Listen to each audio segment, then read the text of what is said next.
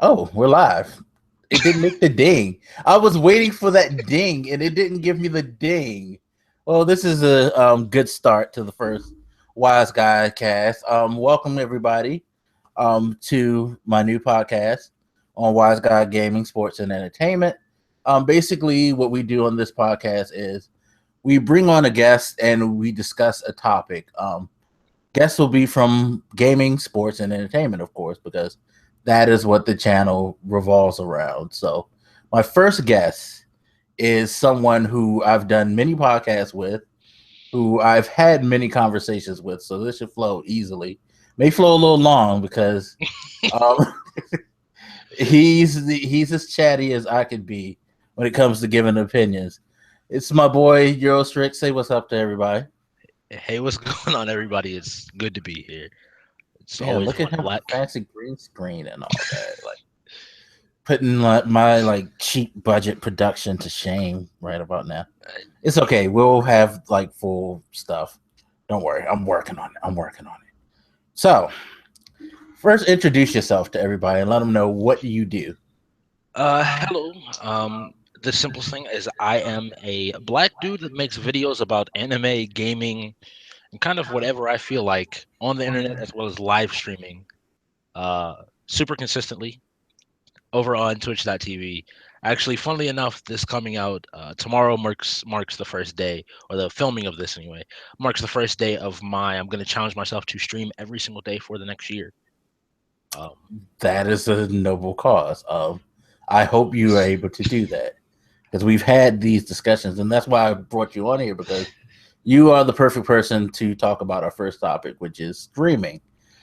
So if you don't know what streaming or live streaming is, basically it's doing what we're doing, except for in a live capacity. This right now is being recorded, but sometimes people do their podcasts live, broadcast them over the internet.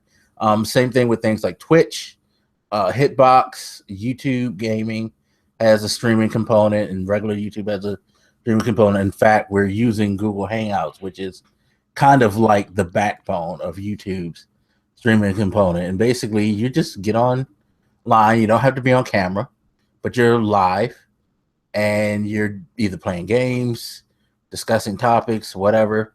Pretty much making a fool of yourself in front of anybody who's willing to watch you. that's about So, right. yeah, Is I about right. think we both agree on that. So, what got you into streaming?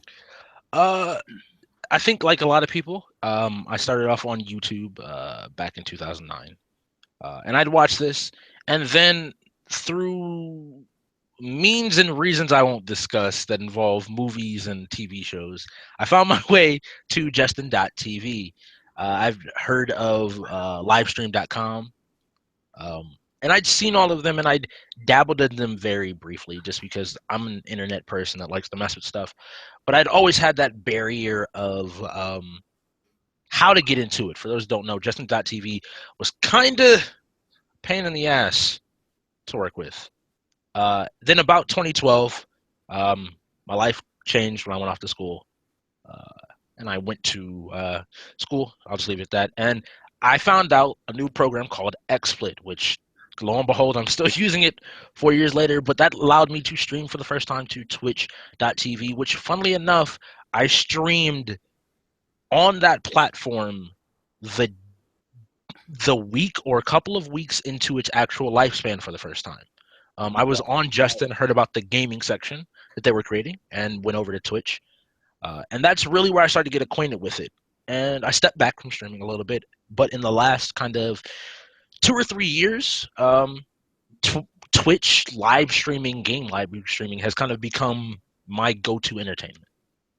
Wow, see, you brought up some stuff that I totally forgot about. Justin TV, livestream.com. Ustream, Those back are when Ustream was one of the big contenders. yeah, it's Ustream's still around, but I don't think Livestream is are they? I know Justin's pretty much been folded into Twitch. Yes, Twitch is now the Yeah, company.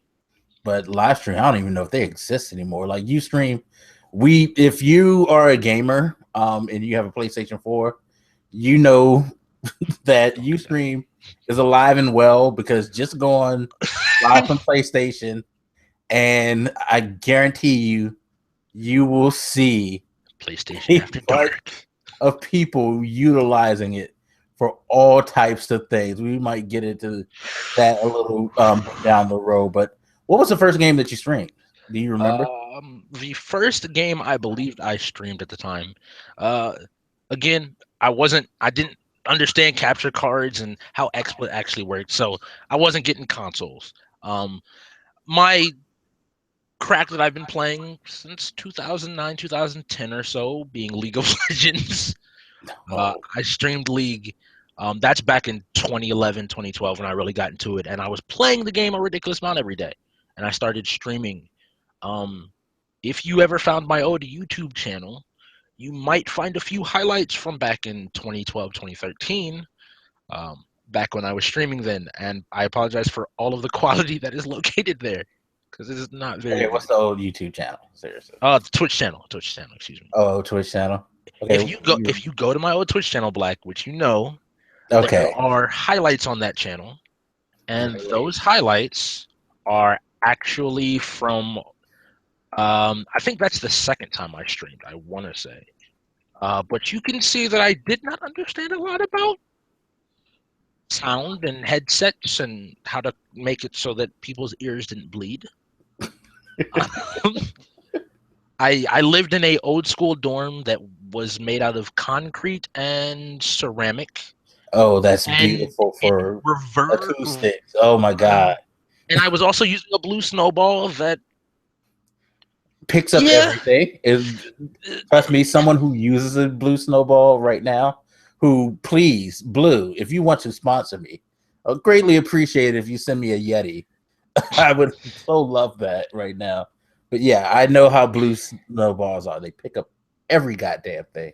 And to go back even further, Black, the old air conditioning units that sat next to the window, like you find in really old hotels, and it was Atlanta in the middle of a summer, so I was not sitting in my room just, oh yeah, this is super. Okay, I'm gonna have to look up those streams because that sounds like it's a few highlights. A perfect symphony.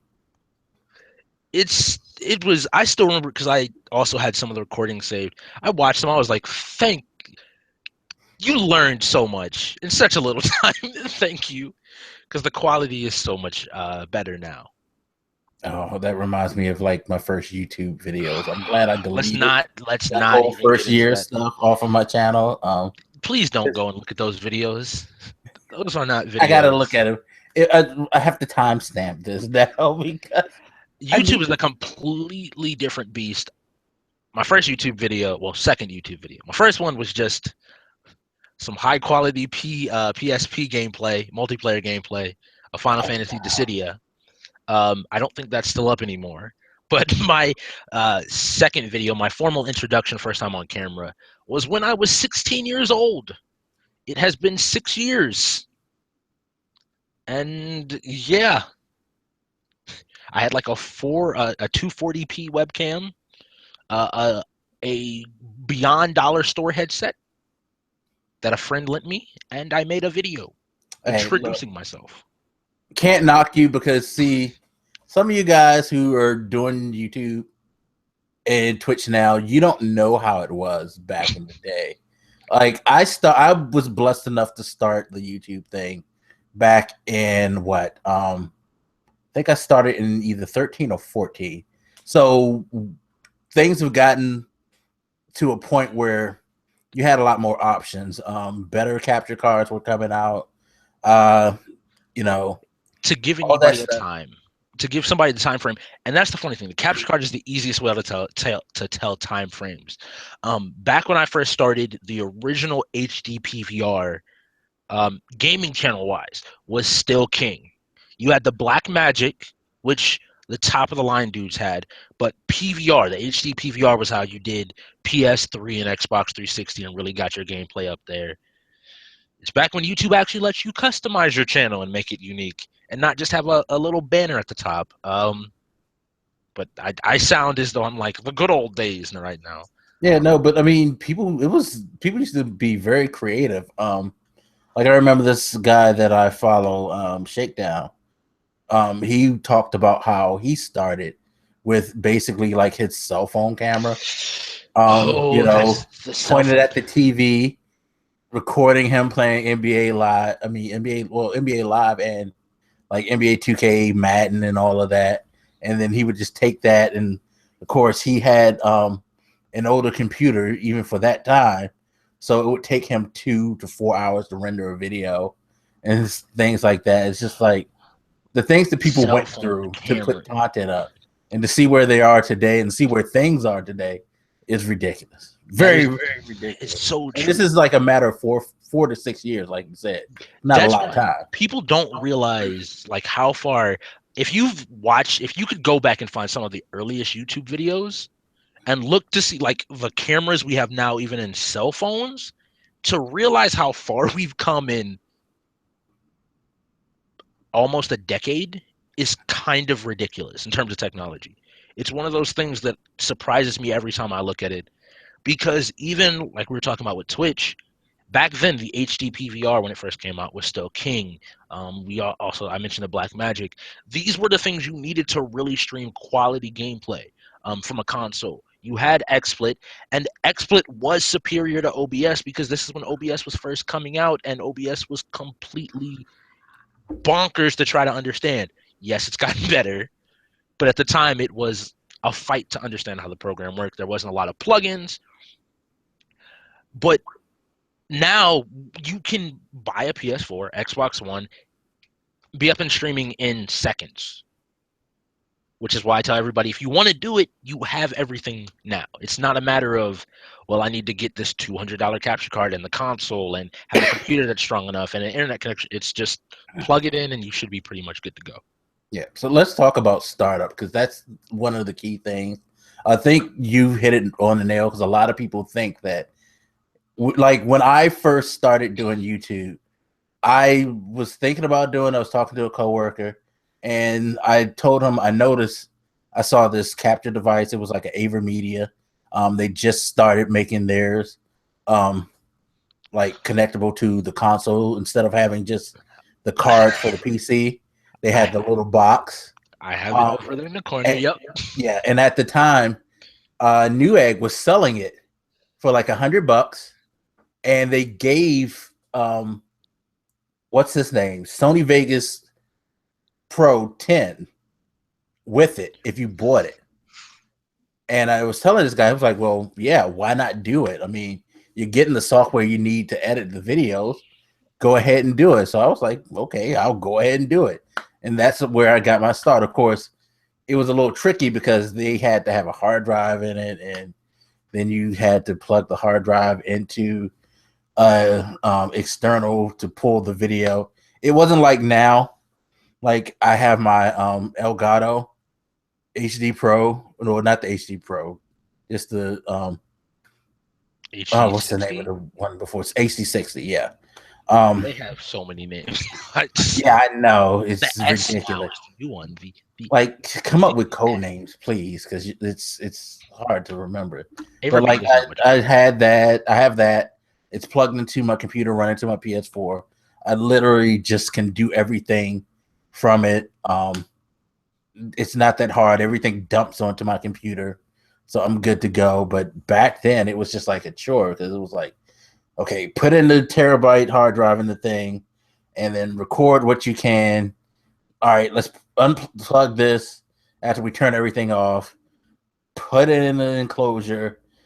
Load it onto your computer so you can put it back in. It's like, oh man. But yeah, things have gotten so much easier. But I don't think you need to spend that much money nowadays to start up. I mean, like PS4 is probably the better setup. Yes. Like we hit on it very briefly. Right now, if you want to just get into streaming, and this comes from somebody that is still a small broadcaster, but I know plenty of big broadcasters that still use their console, their PS4, their Xbox One to stream from. Get it and start doing it. That is the most important thing, is to stream. It's the hardest thing to get over, and once you get over that, you're off to the races and you can keep moving. I always say this: the stuff me and Black have. He was mentioning how it's stuff that you accrue over time. A lot of the stuff I have, I've taken the steps to get it over since I started doing YouTube. You start off with a little webcam, you get a better webcam, you get a better mic. Then you might find a Black Friday, you might find a green screen, or you might find uh, all these other little pieces that you can put together over time. But right now, if you wanted to just today say, I want to start streaming, the best deal is going to be maybe things I will push for. One, if get a console, because that'll be the easiest way. Two, be willing to spend money on a quality mic. That is probably the one thing that I think people skimp on. Audio is one of the most important things in a stream.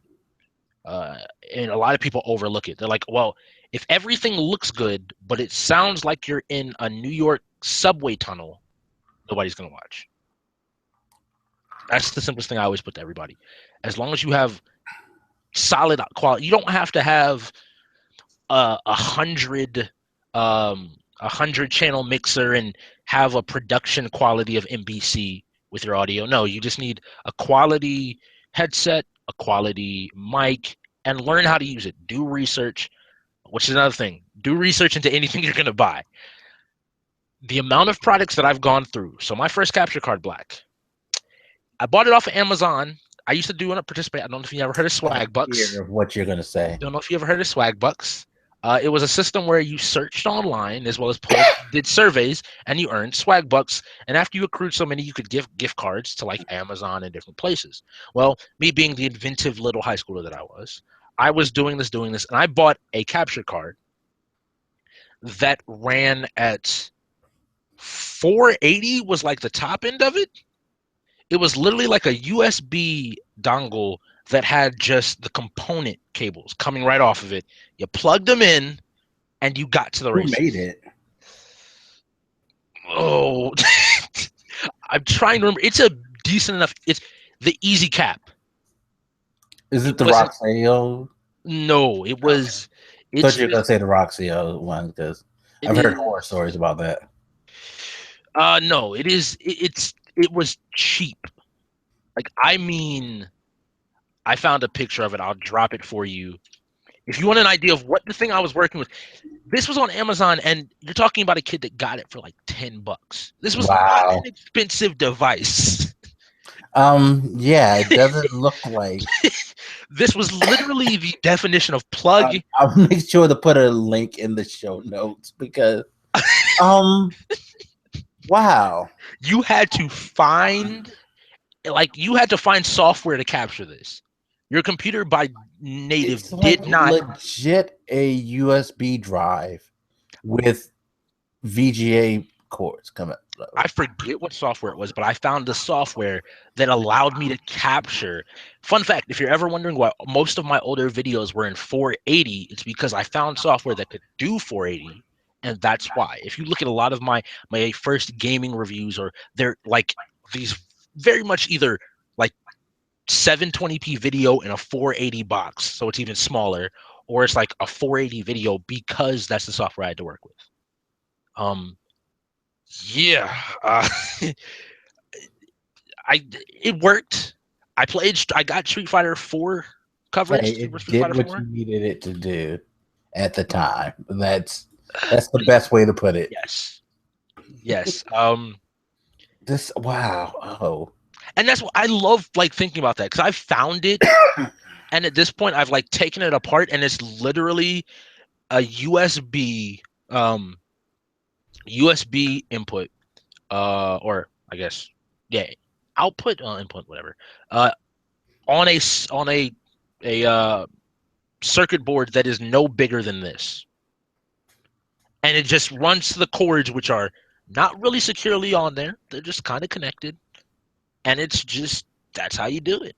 But looking at it, it's very, very short. So no, like you have to have your PC. Your console was like next to it. Has to be like on top. Unless you had like a 360. The 360 had those ridiculously long AV. But even then, you still want to keep it relatively close, because I mean, you know how most people are. They don't necessarily have, like, we probably do now because again, we're streaming and Yes. recording content, so you have to it's best to set it up that way.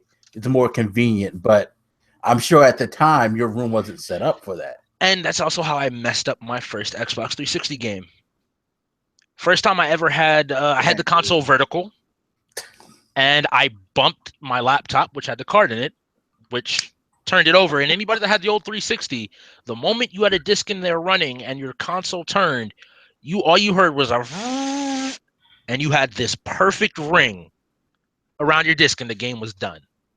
It was just done. Man. Oh.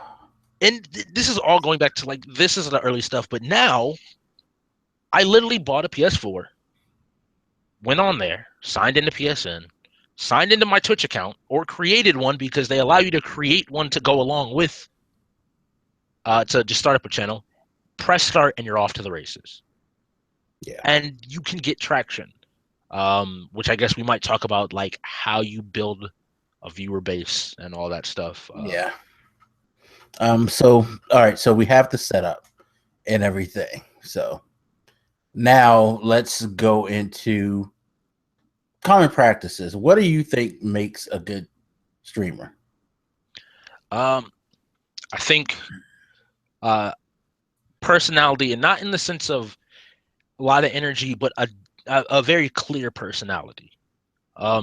Even with some of the broadcasters that I watch that are very quiet, they have a very clear personality. And it's something that you can develop on stream, but it's something where the people that you bring into your community and the people that are with you, it's usually people that are very similar in personality and feeling and thought processes and all. It's very important to have your personality, or to figure out what type of environment you want on stream. Are you the jokester that's going to constantly be making jokes? Are you the guy that's going to be writing code or cooking on Twitch? Are you the guy that's going to be doing just about anything? Just make sure your personality fills it. We already talked about kind of quality of that, of where your quality should be. Good mic. The console quality is still good. But personality and quality is pretty much all you need. From there, it's just a matter of stuff you can learn down the road, how to use social media, networking. All that stuff is stuff that comes with time. But personality is probably the biggest thing, the most important thing. Just recognize and put yourself out there. And if you're somebody that is like me, who, regardless of what Black would tell you, is a fairly quiet guy. If you ever run into me in public, I'm a pretty quiet, reserved guy. No, having met you in public, actually, you are quiet in public. Which it's funny because it's the same with me, but looking at my YouTube or me on Twitch, you probably would never think so, because I like to run my mouth sometimes. So it's something that you just develop. But I also it's you just learn different techniques. If you're new to it, and you don't have anybody watching, talk about what you're thinking, talk about how you're feeling, talk about what you're doing, talk as though there's always an audience around you. And it's one of those things, the more you do it, the better you get at it, and I'm so glad you said that, because that's, I think, one of the things that a lot of people don't get, is that engaging with chat helps to, you know, I guess we're this kind of rolls into the whole building a community thing too, but being an engaging personality, not just having a good personality, but being engaging is important. That's how, like, for me, when I started streaming, that's exactly what I did. I would just talk. It was just me, nobody watching, but I would just talk. You know, something would happen in the game, I'd say something. Yep. It might trigger me into thinking of something else, and I would just go like I was in a room full of people, and I was relaying a message or a story to them, and things, you know, so that when there were people around and they were asking me, I was more comfortable talking to them, because I'm already talking and I'm already feeding them stuff to respond to. You know, it's like you hear me say something, then they will say something, type of thing. It's like it's a back and forth type of thing. It also helps to talk when you're alone, especially because, now I don't know about you, but for me, sometimes it's difficult. It's in the beginning, especially, it was difficult to play a game and talk at the same time. Does it help you? Did it help you more to have like 0 people in a stream to learn how to talk while playing, or was it something that you just kind of gained over time as people started to show up? It's helpful to start doing it earlier. I think you doing it earlier has help. It will always help you. It's something that I still work at constantly. For those that have never been to my stream, I am someone that is very prideful in his ability to play games. Not a very good player though, all the time. I'm really not. I'm an okay player at most games. See, your problem is, and I will put his Twitch in the link, in the description, and I'm gonna try to find a Dark Souls or League of Legends highlight to put in there, because see, the thing is, you play difficult games to stream, which is why it makes you a good streamer, because you're actually able to do, like, I'm sorry, I playing League of Legends while engaging with people, to me, or Paragon, that you're insane, in my opinion. But it's like you were saying, it's something that I don't know if I can find this clip. Like I think it's the first highlight on my channel back from 2013, my old one. You'll see, like, I wasn't talking a ridiculous amount. I was trying to get better about it. I was playing with my friends. I was talking to them, and I was being enthusiastic about it. But it's something that I constantly work at. Even when I was sitting here by myself, one reason now when I stream, you constantly almost hear this talking. And even sometimes I'm like, sorry, I didn't, like, I might get mad and say something, and I'm like, sorry, that I shouldn't have said that. It's because I got so used to, even when I'm not on camera, I'm constantly talking. Just because it's something like, if I want to be good on stream, I have to be able to do it off stream. If I only do it, the more you do it, again, the better you get at it. I've gotten a lot better at games, and I can see even a difference when I'm not talking versus when I'm talking, because I've just started to do it. It's playing the games a lot. I always say I played League since right after it came out of beta, so I have like 5 years in the game. So some of the stuff is just I'm good with. But whatever games you play, I always say the more you just talk and play, the more you get comfortable with it. It's one of those things that the more time you spend, as with anything, the better you will eventually get at it, and eventually it's second nature to you.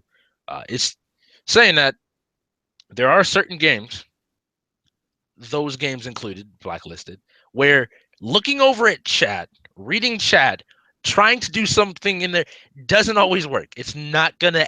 It's very rarely to the point where it's like, oh yeah, I can multitask without ever even thinking, just magically do these things. Some people are that good. Myself, I cannot say that I am. So would you say that it's best to play a game that you feel like you'll be more comfortable chatting, like something that you're more like, that you kind of go into robot mode? It's just like, exactly what to do, where to go. It's more mechanical, than say something that you actually have to concentrate? Or what would your suggestion be for the type of games that people should play as well? So I think this is an interesting question, because it's a lot to do with what you want out of Twitch. When you're first getting out or starting out, you're probably just doing it for fun. So play something you enjoy. Play something that you're familiar with. The first console game I ever streamed, I want to say, was back on the PS3, when I had this really janky setup. But I was streaming some of the old Ratchet and Clank games, the Kingdom Hearts games. Kingdom Hearts is one of my favorite series. I know my way around levels like the back of my hand. I read the manuals to those games and the guidebooks constantly as a kid.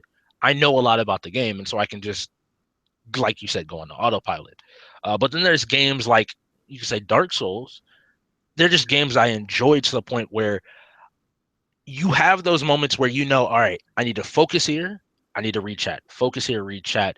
And it's a game that you're comfortable with. I think you hit it on the head. Something that you are comfortable, familiar enough with to know when you can kind of relax and when you need to focus. That would probably be something fun, something you're familiar with. Those are probably the two best ways to start off, because one rule I always remind to myself, and something somebody taught me: fun is contagious. If you're enjoying yourself, especially on stream, people can tell, and if you're not enjoying yourself, people can tell. So you always want to play something that you're at least having some fun with, because it's very infectious. So when you're raging, are you enjoying yourself? There are two types of rage. There's frustration rage, and the rage that if you saw me playing Neo the other night on stream existed. Look, don't even talk about that I game. was simply put it, I was played it frustrated for with the game. 20, 25 minutes and cut that shit off. I think I played like 2 hours, two and a half hours when I intended to play play Dark a little bit. Souls and Bloodborne. That's the thing. I avoid those games like the plague. So I put this on, and I'm not. I'm thinking because I heard, hey, because I think shout out to Kid the Gamer. I blame you, sir. I swear I saw him tweet. It's a cool RPG. I'm like, okay, I mean, it is an RPG. Yeah, I know, but it's like me. I'm thinking, okay, we're getting like some Final Fantasy JRPG maybe type thing, or maybe it's something like, you know, because I saw those pictures, and I'm thinking it's something like what's the name of that game that they're getting a sequel, that Square's making a sequel to right now? Goodness, because it's a similar name to Neo. I have Square's making so many games nowadays. It'll come to me, but I'm thinking, okay, it's probably something in the vein of that. All right, let's get down. So I loaded up. Onimusha. Onimusha? No, not Onimusha. God, it's gonna drive me crazy. Is it the Kickstarter one? That my mind. Does it start with the end? No, it was a RPG they came out with on PS3, Xbox 360. Oh, that you were like on a ship. Star Ocean? No, damn it. Fine. Well, like, we can. Yeah, I'm going to have to like seriously Google this. Yeah, what you got instead was like Dark Souls meets Ninja. But yeah, Gaiden. No, I mean, this is me. I loaded in. I'm like, huh. So first of all, my mistake was I didn't do what I normally do when it comes to a demo. I tend to look in the menus and look in the, you know, control scheme and stuff like that just to see what's in there. Nier, that's what it is. I just Googled it. Okay. Yeah. That I thought it was gonna be like Nier. And so I was like, nah, I'm not gonna do that. Let's just go ahead and because it's an RPG. I mean, RPGs usually they walk you through things anyway. You know, that's what RPGs do. So I get there and I'm on the beach and I'm like, okay. So it's not telling me nothing. That's cool. I'll figure this out.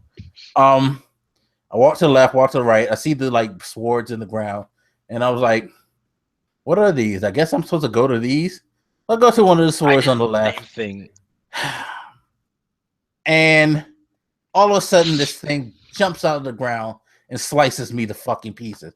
And I'm like, "Fuck you! This is Dark Souls." Yes. So I was like.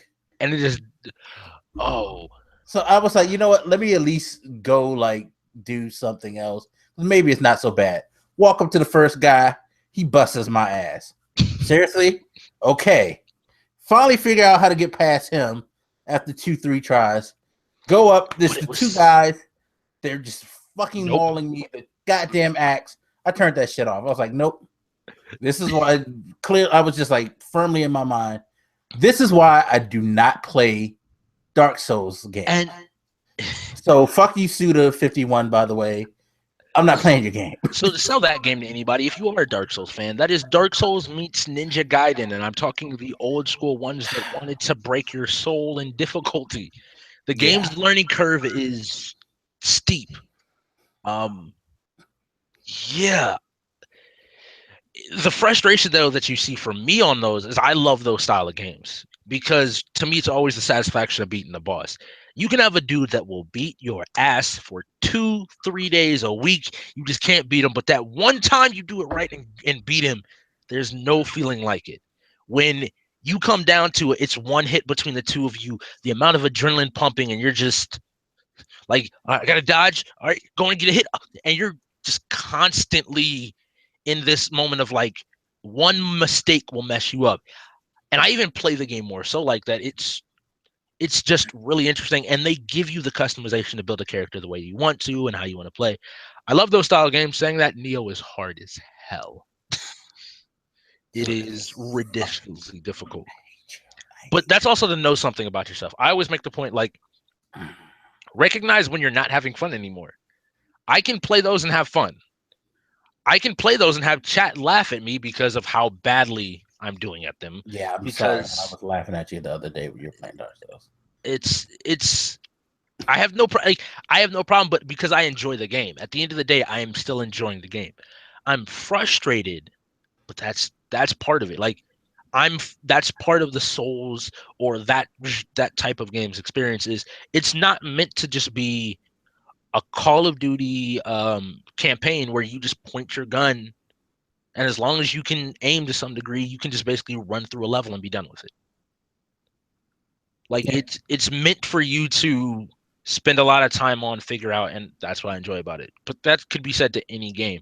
I think people that play StarCraft 2 very well. I don't know how you do it. I've been gold at best.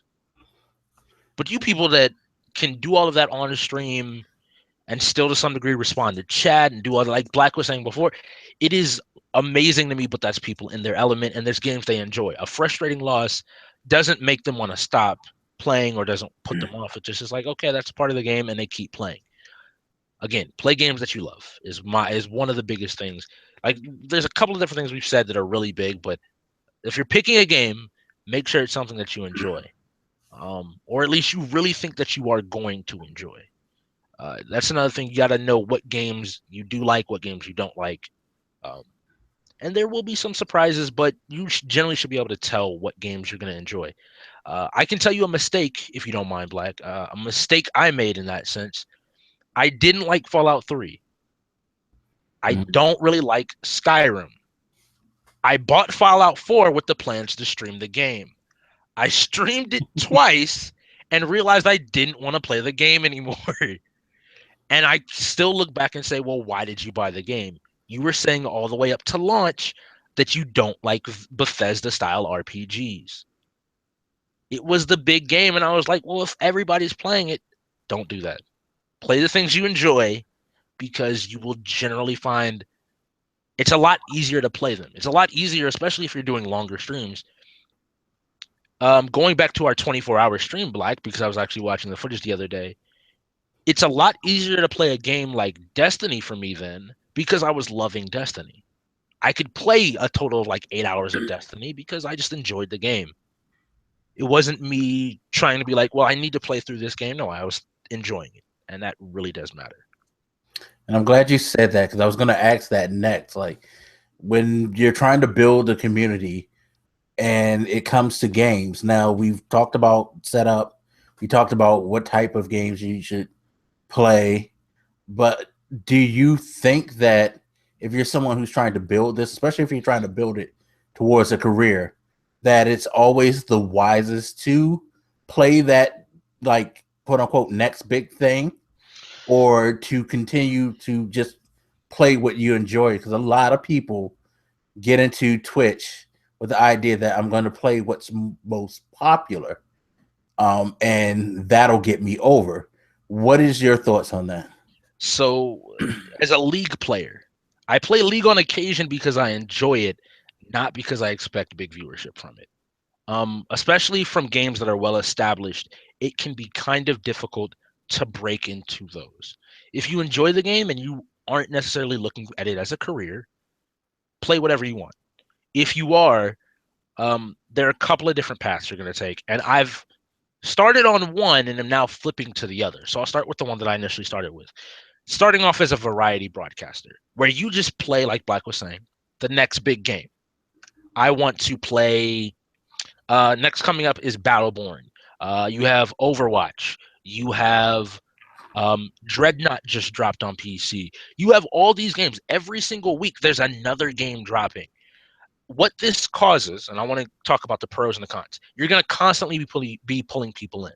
If you time things right, if you plan things correctly, there will be a point where there are always new people coming in because they're looking for this new game.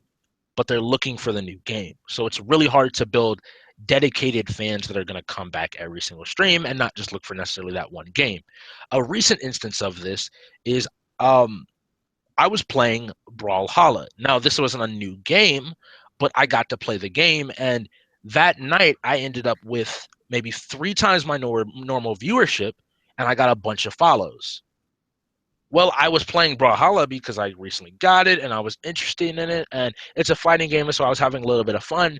But because it's not my like really solid core games, I haven't really been back to play it. And those people, while they show up occasionally, haven't really been back either. I haven't seen the same viewership on other games. Now, let's flip to the other side, the side that I'm currently working with, which is focusing yourself. And this is kind of where I kind of push for a lot of new broadcasters. Pick a few games, a few communities, or even a genre of game that you specifically want to focus on. I think what this does is, one, you build a certain kind of, it's like people are going to keep coming back because you're still playing this game and they want to see it. Right now for me, there's Paragon. I have a couple of other games like Dreadnought and maybe a few more that I'm going to be adding on. Just because these are games, one, that I know I enjoy, and two, are still new, relatively new. They're not super saturated, but they do still get a certain degree of viewership. Now, a way you can still be a variety broadcaster, because I'm not a gamer that plays 3 genres. I play pretty much anything I can get my hands on. You have a day or two a night maybe that you play other things. And so you can start to get people warmed up to being there, not just for the game, but for your personality, just to spend time in the chat and do that. So you have these 2 different paths. The variety one is going to be more difficult. Games like Until Dawn, I managed to get up to 40 and 50 people viewing me because I did a playthrough of the entire game on the night it came out. And so I wasn't up there with maybe the Soda Poppins or whoever was the biggest people playing. I managed to steadily go up throughout the night because there were people that were hopping off or hopping in, and I was always maintaining maybe the first 2 to 3 rows worth of viewership. And so it's Twitch is also a lot about research, and a lot of this online stuff is learning how the systems work. Um, a couple of tips or a couple of different podcasts. If you want people who are far more knowledgeable than me or Black, because and they expand on it in a bigger detail, I would recommend Drop Frames. It's hosted by Itme JP, Co Carnage, and Ezekiel the Third. They talk about a lot of the streaming ideas. If you go back and watch them, Professor Broman, who me and Black both watch, started doing a podcast with his brother. And I suggest them because they will talk about what we do in this one show at a far bigger length and detail. Because that's just what they do, and they're putting the information out there. A lot of my success, or starting to get more and more success on Twitch and YouTube, has come from me being willing to research what the best practices are. It's not just about, it's one thing, I posted this on Twitter, it's not about how hard you work all the time, but how smart you work. A lot of time online. Yeah. Definitely. Okay, so now let's go to the things that you like and the things that you don't like about streaming. All right. Streaming, one, is the instant feedback. You're constantly having this dialogue. As this video is kind of seen, even though I'm a quiet person in real life, I can, especially about games, anime, and a few subjects, technology, I can go on and on about. And you have this chat where if I look over, somebody's posting or commenting about something and I have something to bounce off of, or I have this ability to talk about the things that I love with people that love similar things. These are all people who are gamers that want to play these games, that want to talk about the games, that are interested in some respect of gaming, and we relate on that platform. That is what Twitch is about. Again, it's why such a thing as Bleed Purple. This is my Twitch wristband that I wear every single day. But it's why Bleed Purple is such a real thing, because it is a real community of gamers, of people that really do care about the medium that we share. That's definitely a positive. I play games a lot anyway. And the opportunity to share that again is something great. Like, I grew up with an older brother and a lot of cousins that came around a lot. People move, people live farther away, people have different lives, but I can still have that feeling of sharing of having a lot of people around me through streaming. It's, I mean, it's really a weird thing and difficult thing to put into just words. It's a lot of it, me growing up, was me dealing with a lot of people that liked gaming, but nowhere to the same degree. You have the people that love sports, the people that love all these different things, and you have the athletes, you have all these different people. And it's not to say that I was bullied in high school or anything, but it's to say that the passion, the love I have for the medium wasn't just an average passion. Very quickly, this is what I want to spend the rest of my life doing. I'm going to work in the gaming industry in some capacity. I made that decision back in middle school, and that feeling hasn't changed. Regardless of what's going on in my life, I've always loved video games. I've always loved them. I loved games, even just not video games, but games in general. Whether it's board games, I consider sports to some degree to be games of a certain type. The ability to compete, the ability to have fun, this ability to have a completely different experience than what you normally face, hardship, success, defeat, struggle, all of these different things you can face in any variety of game you play. And I've always liked it since I was born. And that's, for me, one of the passions. But that's part of what streaming does. The more you stream, the more you involve yourself in the community and in communities, the more you start to realize, like, I love this for this reason and this reason and this reason. And it gets to a point where I turn on my stream not because I'm having a good day. I turn on my stream because I'm having a bad day.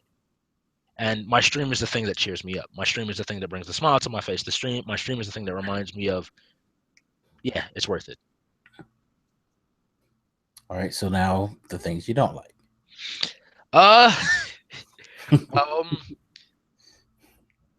That's a lot of it has to go to the internet stuff.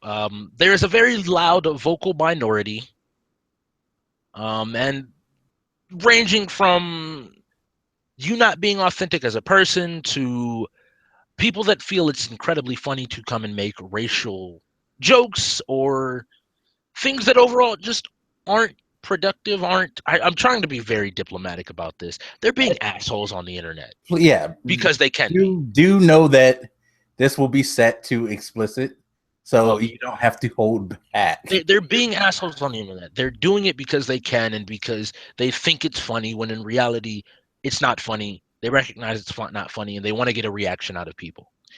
So you're being an asshole. That's what you're being. You're being a douche. Those people annoy me probably more than anything. And I'm a lot more lenient with it than a lot of other people. You can come in and make a racial joke at me, and 9 times out of 10, I've heard it before, and I'll look at you like, is that as creative as you can be? If you're funny, it's a lot worse. This is just a rule of thumb on Twitch and in general. Use this in my lobby, and don't think that I'm saying this for everybody's room, because you will get banned if you say some racist shit in people's rooms. But if you are funny, I am less likely to get angry about it or frustrated by it or annoyed by it than if you say something unoriginal. If you say something unoriginal, you will get banned, and I will not care, because all you're saying is the same jokes I've heard from living in Virginia for 22 years of my life. You're not the first person to think of these jokes. Yeah, it's funny because people who fancy themselves trolls, I don't think people understand what trolling actually is. First of all, I think the art of trolling has been lost. You know, trolling wasn't necessarily to be a dick. It was just to fool somebody, to mess around with. You know, I think people now think trolling is just, let's be mean spirited and say something really retarded just to get somebody mad. And I will say that as well. If you come to my stream, I am salty. I will get salty, and you will clearly see the salt on display.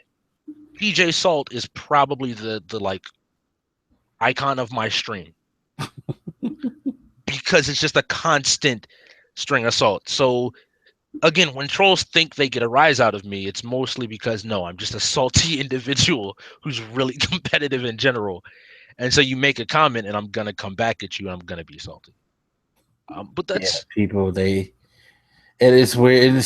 I don't understand that whole element. But I could agree that is probably the worst of the Twitch experience or any online experience. Sadly, there's going to be people who feel the need to say things that are necessary. It's funny because the racist stuff probably doesn't annoy me as much as the people who just like to show up and say stuff like, "God, you're bad at this," or "This game sucks." I'm sorry, but that's not good trolling. That's just you sharing your opinion. yeah, that's just you Like, sharing your opinion. So and I can give a fuck less. Two, uh maybe it's just me. Maybe I just have a level of common sense that people have lost over the years. But if I was going to a stream to see if someone's good at a game and I saw he sucked, there's no need for me to say he sucks. I clearly see that, so I'm leaving the stream. I don't need to bring to his attention that I feel that he sucks, because at the end of the day, it changes nothing. yep. Same thing with the whole you're boring, or play this place up. No, if you don't like what somebody's doing on the stream, you leave and find something that you enjoy. As a viewer, it's really not rocket science It's at all. and that's that's not just on Twitch. That's not just streaming. That's the internet. People do the things that make you happy. If you aren't enjoying something, the convenience of the internet is with one press of a button, you can cut off a tab, move on to something different, and find something you do enjoy.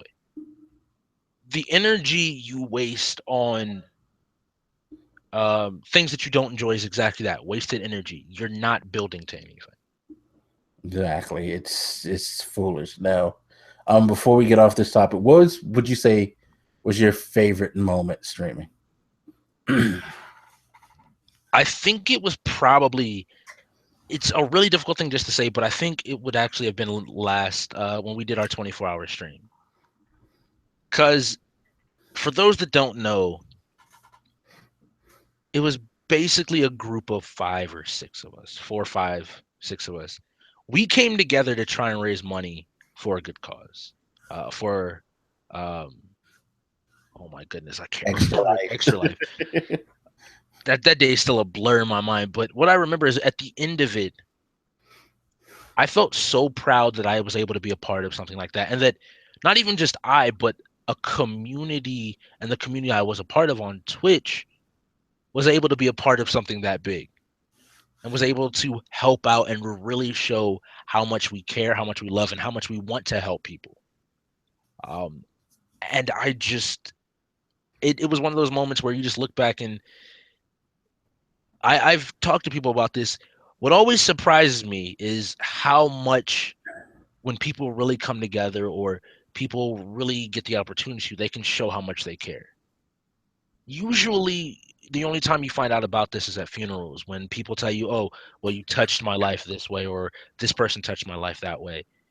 But to be able to see people, and I thank Black so much for putting it together, where we had basically for 2 days straight, we had somebody for our team going in, raising money, doing donations, and we're not big broadcasters. We're small dudes, but together we were able to beat our goal, make it, to make a dent, to make a significant change. And it's a feeling that's very rare to be able to do, or very rare to be able to see and to really feel and to really be a part of, in the capacity that you do. You have so much control over it. I'm gonna do 24 hours because this is a cause that deserves that much time and deserves more. And it's probably one of the proudest I've been when at the end of it, because again, I just went back and watched it the other day, where you and I finish up that game of Destiny, and we're both so tired that we're both trying to talk over one another to do our outros and thank everybody. And then we both are just like, I'll talk to you a little bit later, turn off, and we just look at the screen and we both have our outros. And it was just this moment of like, yeah, was I tired? Yeah, but we did it. Just we did it. It's Also, funny because I kind of woke up a little yeah. once I got to the end because it was just like it's over. We, like you said, we did it. All of a sudden, the like swell of emotion, all the thoughts start flooding. It was just like Now, and then about an hour later, I was just like, oh my now a god. solid second would be after I woke up from sleeping after that 24-hour stream would have been another great moment and a great feeling from streaming of I survived. Yeah, definitely. What was bad for me was that I couldn't sleep through because I had to set my alarm because I had a podcast to do. So I had to get up. I think what was that, 8 in the morning? I think I fell asleep around 9:30. I woke up around 4. Had to get something to eat. Had to get myself together. Podcast. Yeah. I had to get up and And by do the way, you're not doing 24 hours this year. why not? Oh, 25. Yeah, daylight savings Which time. I don't mind. And it's I don't I'm either. and for those that don't know, I'm also insane. This year, Black, I will actually be drinking tea at some point during the goddamn thing because I'm not just going without caffeine the entire time. Good man. See, you smartening up. But I will still make the same bet. If we reach our goal, I will do 48 hours. I will still make that. Now you've gone down the path of insanity, sir. As of right now. Please don't hold them to that, people. Please don't. I am saying part of me doesn't want to say that because if I'm supposed to be streaming every single day, hopefully I wake up for the next stream. Yeah, see, no. You're insane, sir. You're insane. But yeah, I can't wait for Extra Life. I need to get back to streaming. Because some of you on this channel probably not know I used to stream regularly, but I just realized I haven't streamed in about 2 months. And part of that reason is because there's been a lot going on in my personal life that has kind of kept me from not being motivated, and that's kind of the next topic I want to get to is motivation or lack thereof. Me and you've had this conversation before, yeah. And we both kind of agree that if you're not in the mood, it's a hard thing to stream because, at least for me, I feel like when I'm streaming, I have to quote unquote be on. I have to, do my best to make sure that the people who follow me, who will watch me, enjoy themselves as much as I enjoy myself. And if I'm not enjoying myself, it's going to be a damn hard task for me to get other people to enjoy themselves because I kind of wear my emotions on my sleeve. I mean, I could fake with the best of them, but there's times where I, just don't want to fake. Exactly. Because people can see it sometimes when you're faking. And I was just wondering, how do you feel about people who kind of fake things, not just when they're in an emotional, in an emotional state that's not healthy, but just overall, because we see, unfortunately, a lot of streamers who put on a good show, to put it nicely. What is your thoughts on people who are like that? It's a very weird topic for me because, like you said, it's part of what Twitch is entertainment, and so there are people that are larger than life. Is a nice way to put it.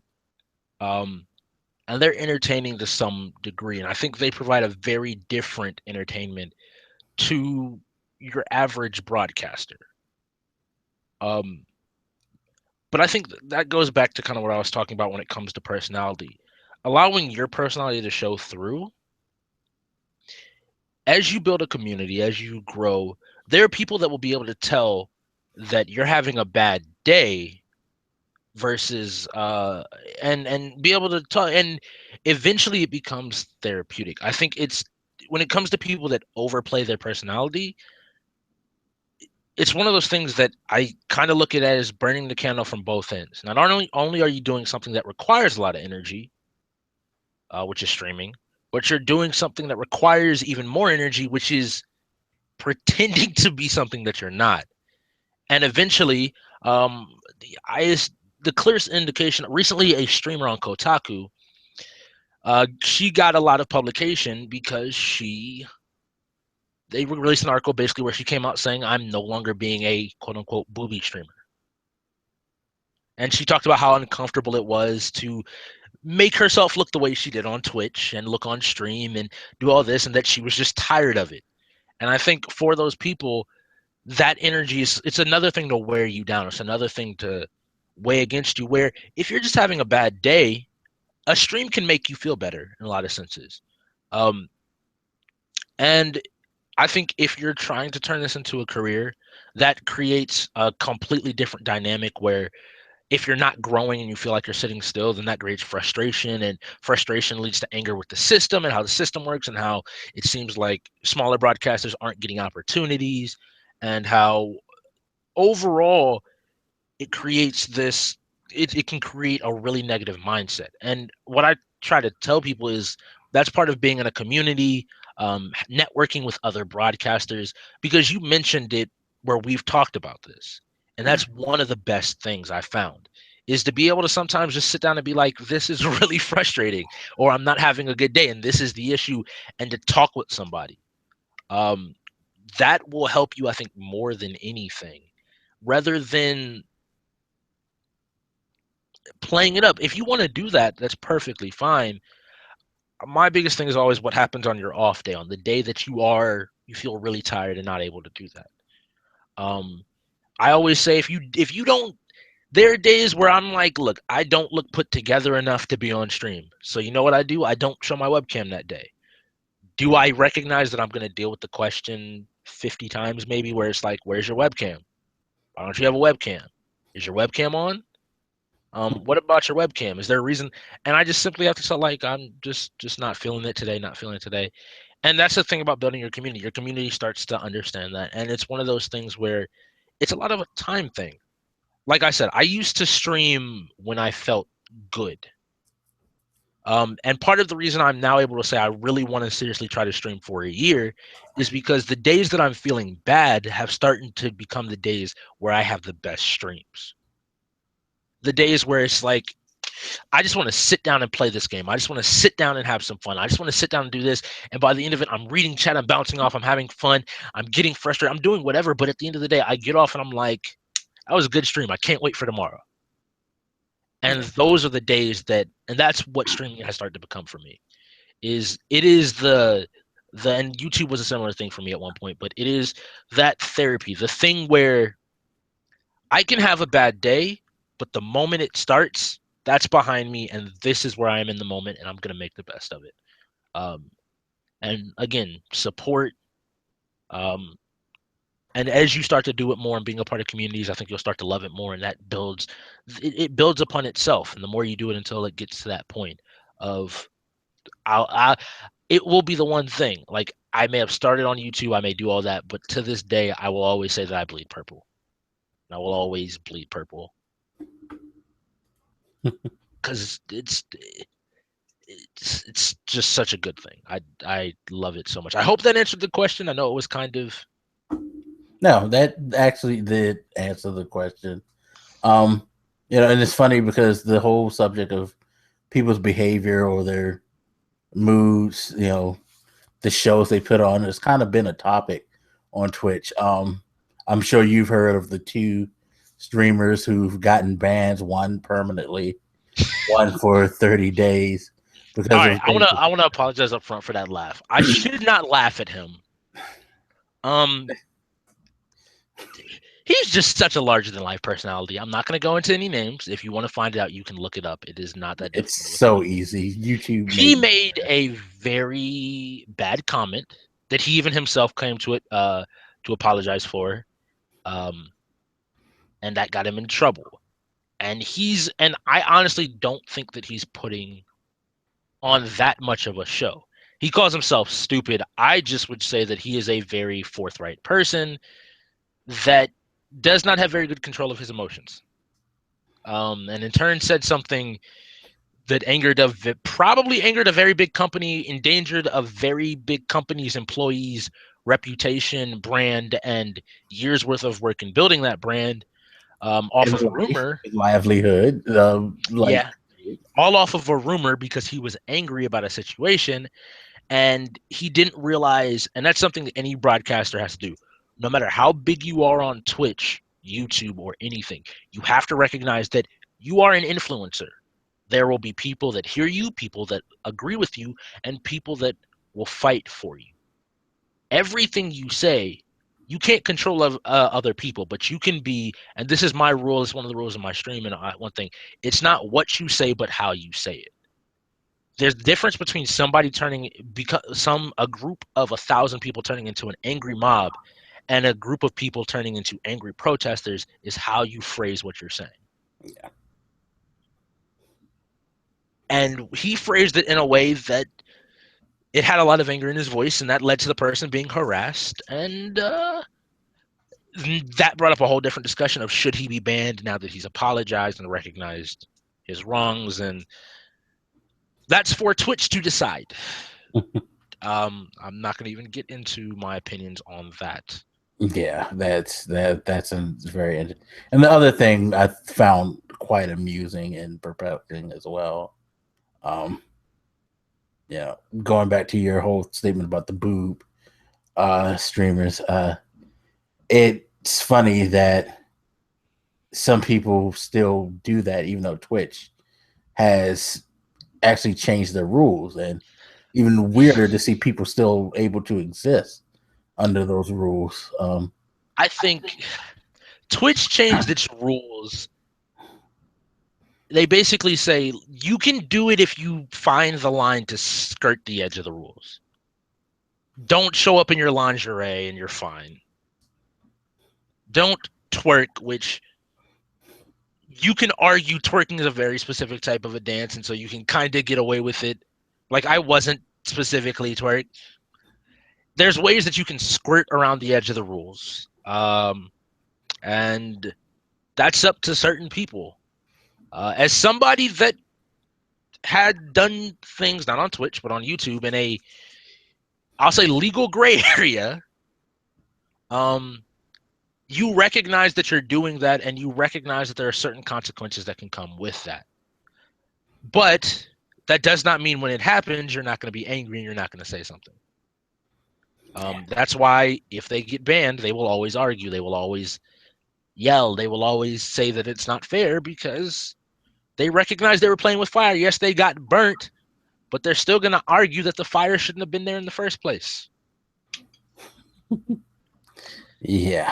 I don't want to even get into booby. Well, if you want to get into booby streamers, that's a completely... No, it's because we'd probably go on for way too long because I mean, to sum it up really quickly for me, it's I understand why it's done.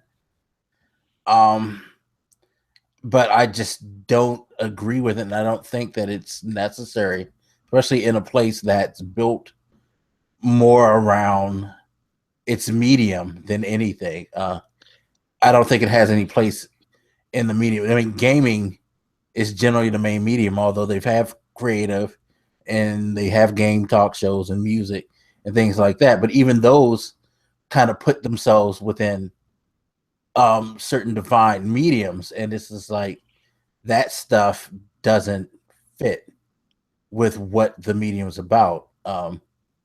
But again, like you said, that gray area that people skirt around. Although this particular female streamer, she finally got hit. Although not going to go into even further details, she's kind of still getting away with it because she did not get permanently and banned. that causes that's another argument. Yeah, and she's and this isn't her first. This is far from the first offense. And so people are to give my views on it, it's differs from Black and from most of the Twitch community. What somebody else chooses to do on their stream is them. That's not the content I'm looking for, so I'm not going to watch it. Yeah. And I don't think somebody trying to watch that would find my stream particularly alluring. You're not gonna like nip slip or anything like that. So? I don't think That's why I don't think that's the demographic that I'm targeting. I'll go with. So I'm gonna go with no. Okay, people. So don't go to his stream looking for crotch shots and all. I Okay? just not. It's, I don't think I can do it enough justice. It's been done so well. Oh man, it's And I guess the biggest issue with that, the one thing I will say is, please stop assuming. And this is just, please stop assuming every female streamer is a booby streamer, no, please, yes. because it is really rude, and it makes us look so horrible, and it's not true. Is every dude some basement dwelling neckbeard? No. So calm down with stereotypes and prejudgments of people.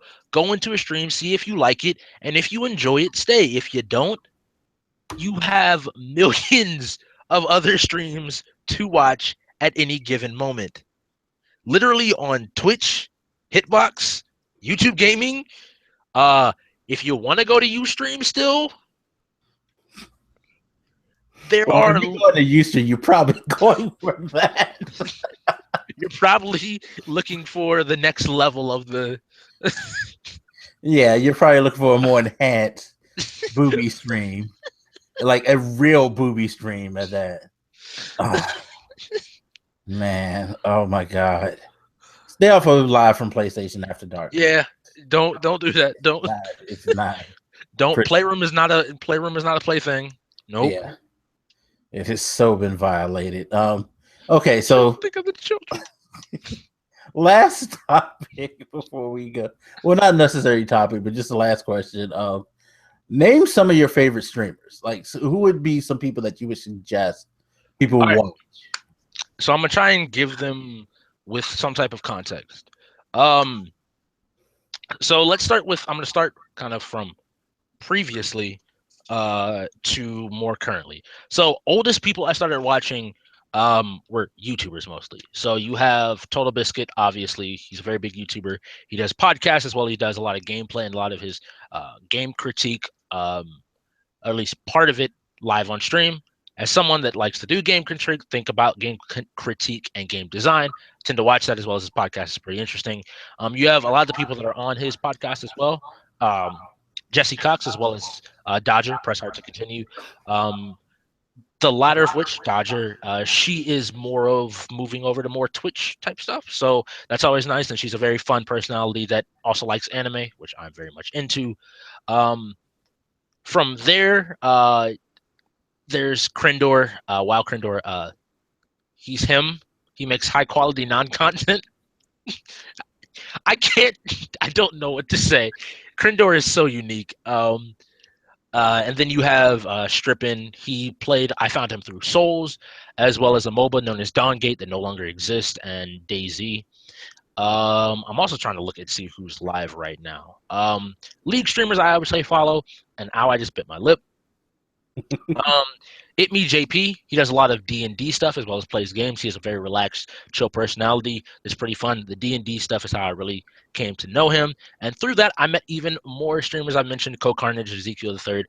All of these are different streamers. Co did a lot of game design, owns his own game company, looks at games in a very interesting way, in a way that I respect a lot. He critiques them, looks at both the positive and negatives, both from a game design perspective as well as a consumer perspective.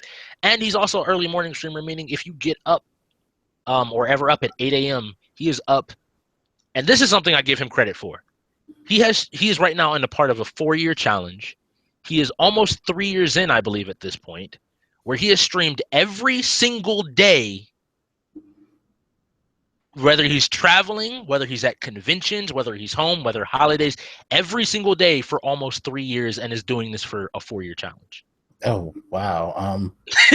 That's he's blessed that no tragedy. I mean, knock on wood that nothing happens. I would love to see that happen. Jeez. And he has an amazing positive community and has done a great thing. Again, somebody that if you are ever thinking about streaming, one of the smartest, most he does his research really well. He knows what he's doing and has done amazing things with his stream.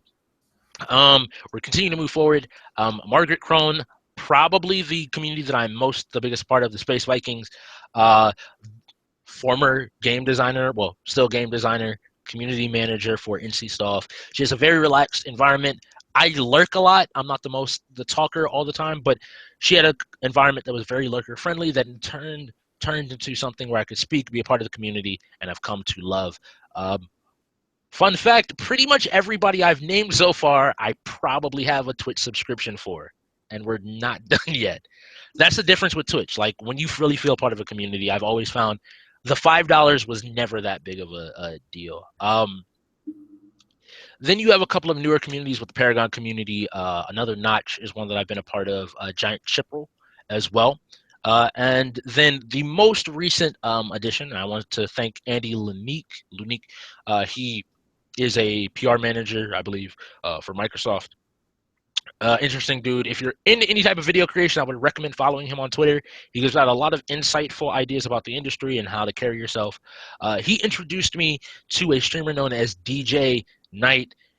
A lot of energy, a lot of fun. He enjoys what he's doing. He loves what he's doing. He currently is a teacher, I believe, at a game design school. And so you get that game design perspective. And he's somebody that if you have a lot of energy, you would enjoy. If I were to compare him to a YouTuber, he reminds me of the Gamer2323 for any of you all that know him. Just that really energetic personality that is clearly having fun and is always, and his stream is super interactive, and he's got a great community. He's a space and sci-fi streamer and probably the most recent addition. Beyond that, I am following 100 and pretty much like 50 to 200 people on Twitch. And the difference is between that and YouTube, where I was following at 1.500 people, I tune into every single person's stream that I follow probably once a week at some point. Wow. Even if it's for like half an hour, anywhere from 20 minutes to half an hour might be the shortest I'm in there, but I tune into every single person's stream. Wow, that brings another question, but I don't know if I should ask that now. Because, well, no, I'll go ahead and ask. The amount of Twitch that you watch just reminded me how impactful Twitch has been. Yeah. Like, do you find yourself watching Twitch a lot more than you watch other video media? It's changed. I think in the last, since the new consoles came out, I've been watching it more and more to the point now where if I'm not out, and that's only because I lost the unlimited data plan on my phone. I want that to be very clear. If I still had the unlimited data plan, this wouldn't be true. But because I lost the unlimited data plan on my phone, if I'm at home, if I'm not sitting at my desktop, if I'm going to bed, my laptop is sitting on my desk with a stream open and playing. And I will watch a stream until I fall asleep. Oh yeah, I also, just really quickly to backtrack, Gassy Mexican, Low Renene, Eat My Diction, all of them, Ammunition. Look, I cannot listen to enough people I just keep going over and over again. And I realize that like there's so many people's streams, and I want this to be very clear. I recently went to PAX South. I recently met a lot of these people, got signatures, talked with these people. Not only you watch a stream and you feel like you get to know somebody, and when I met them, that feeling didn't disappear. Was I nervous initially? Yeah, because I'm in a place by myself, completely new. But once I started talking to them, it was like a friend that you just hadn't seen or you saw yesterday. It's the exact same feeling. And that's part of the community that Twitch facilitates and creates. It feels like no matter when I meet somebody, it's just like, hey, what's up? Okay, cool. And you laugh about different moments and talk about different moments. And it's, yeah. Yeah, so you keep giving questions, but I have to ask this real quick. Would you say that meeting a streamer in person, are they really that approachable? Like, I've always wondered, because, again, going back to when I was talking about the whole putting on a show type of thing, like for me, putting on a show means being in a good mood and engaging and not letting what's bothering me dictate how I behave. You know what I mean? I don't want people to see me upset. That's all. That's my whole thing.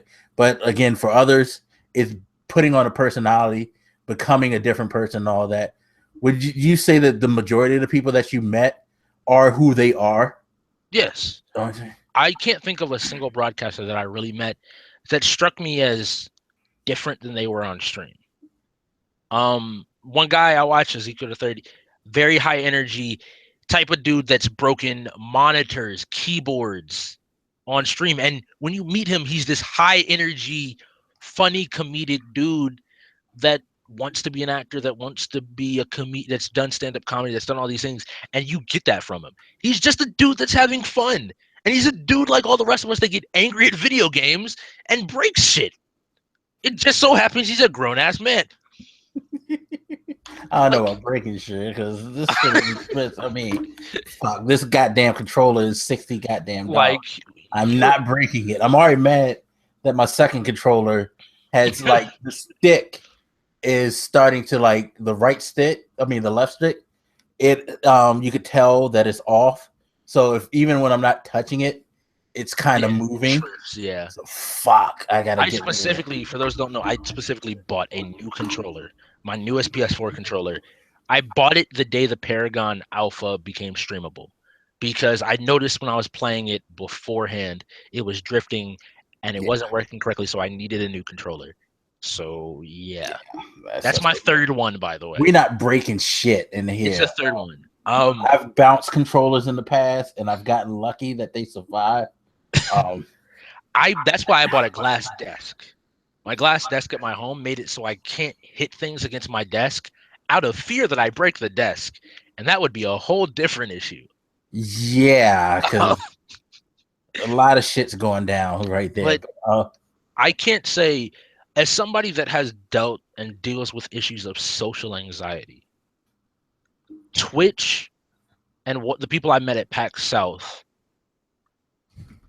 it was hard to start, but the moment you sit down to a panel for a D&D show that I watch every single week, and people start throwing out their favorite moments from different shows or different series, and you just start back and forthing, you start following people on Twitter, you start talking with people, you start finding out what people are.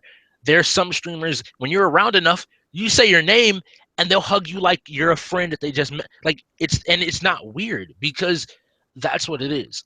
I have older parents, and my parents tend to talk about how you lack a lot of the social skills that you do in real life. And I think in terms of contact, I think you do. But one thing Twitch does is a lot of those preconceived notions, a lot of the issues we find meeting people initially in real life, this is coming from a very personal place, are removed. And you can be a lot more comfortable and a lot more free and a lot more of yourself anyway. And that lends itself to when you meet somebody and realize they're authentic, you're not as uptight. You relax. You can talk with them. You can laugh. You can shake their hand. You can do whatever. I met Margaret Cron, the person whose community I'm a part of, for the first time at PAX South. The third day, me and a bunch of people from the community and her went out for lunch. And we all sat down and had fun and laughed back and forth and just enjoyed ourselves. I'm not that person. I'm not the person that's just like, hey, you want to go out for... No, that's not me. But that's what the communities on Twitch and the communities built by streaming are. I hope that if anybody were to ever meet me in real life, and yeah, I might be a reserved person, but if I knew, like, you say your name and I'm like, wait, you're okay. Like, it was the same thing with Black when I met Black when we went to see Star Wars. It wasn't like I was meeting somebody new. It was like, so I'm just meeting Black. The two friends kicking it. Like, okay, hey, what's up, though? Yes. And that's one of the best things about Twitch and about the communities that you can find and build here on YouTube and Twitch and all the platforms, streaming especially. Twitch has, in my opinion, the best community on the internet. And I would stand by that. Hashtag bleed purple. All right. I think that's a perfect way to end it. Thank you, sir, for being my first guest on the WiseGuyCast. Also being my first interview, because I don't think I've ever interviewed anyone outside of interviewing people for a job. As a manager, I had to do that, but I've never done a like quote unquote media interview. So Well, thank you. Pretty cool. Pretty cool. Putting up with hopefully I was a good enough interviewer. You did a great job for this occasion. But didn't talk real quick, go ahead and run down all of your stuff, social media, where to find you, on Twitch, YouTube, all of that good stuff. This is gonna surprise Black because we're gonna do some consolidation, or at least that's the plan going forward. For all of my YouTube content, you can head over to YoruStrix, YoruStrix. Go ahead, head over there, and you will find gaming content, anime content, life content, and just me content. I was primarily and only an anime channel previously. Now I'm focusing on just bringing my personality more to the forefront. I mentioned streaming. That is also twitch.tv/YoruStrix. Spelled exactly the same way, no space, no underscore anything. Starting May 1st, 2016, we begin our year challenge where we will stream every single day consecutively for a year. Hopefully that goes well. That's interesting. Beyond that, you can find me most places by typing in YoruStrix and add me. I believe Discord, I believe Twitch, Twitter. Most things are YoruStrix. League. There are a few things that are different, and if it doesn't pop up, there is a name I used to go by, which is X11 Prodigy with no spaces, but that's for another day. You can message me on Twitter, and I can easily give it to you. I have no problem adding people, except on Skype, but that's a different story for a different day. That's pretty much it. Yeah, that's pretty much it. I want to thank Black. It's always a pleasure. You did a great job. So. Oh, thank you for coming on, being my first guest. Like I said, hopefully we'll have you back for other subjects. You could also catch him, by the way. We do a podcast together called the Talk Show About Everything. So you could catch us on there on my personal YouTube channel as well. So this has only gone about an hour and a half, which is kind of short for us because we are very talkative on that podcast. So if you like long length podcasts, you want to hear more of his ideas, definitely go over there. You'll hear a lot of them because I'm so quiet. I don't really talk. Y'all saw this. Yeah, right. Man, we give dissertations over there. I swear, it's crazy. But thank you again, sir, Mr. YoruStrix. No problem. I can't say it in the Japanese tone like you. Shout out! I appreciate you coming on. No, and like I said again, hope that you will come back. All right, so thanks everybody who watched. Make sure to like and subscribe. We will be doing this podcast pretty often, probably on a bi-weekly basis. I will have other guests on here. I actually have other people lined up. It's not just all going to be gaming content. Like I said, there will be other forms of media, sports talk, entertainment, including movies, art, music. I actually do have a couple of music artists who said that they'd be interested. So that should be interesting to see coming soon. There's going to be a variety of different topics and subjects. So keep on the lookout for all of that. All right. You can also find this on iTunes. It'll be on Stitcher. It'll be on Google Play, tentatively, because we're just waiting for all three of those to give the approval of our RSS feed. But once that goes up, you'll be able to get it in audio form, so you'll be able to download it. You also can find it on SoundCloud as well if you want to listen to it there. So those links will be in the description so you guys can find all that stuff. All right. Again, thank you. Appreciate you coming through and hope you enjoyed the show. And we will see you next time. Peace.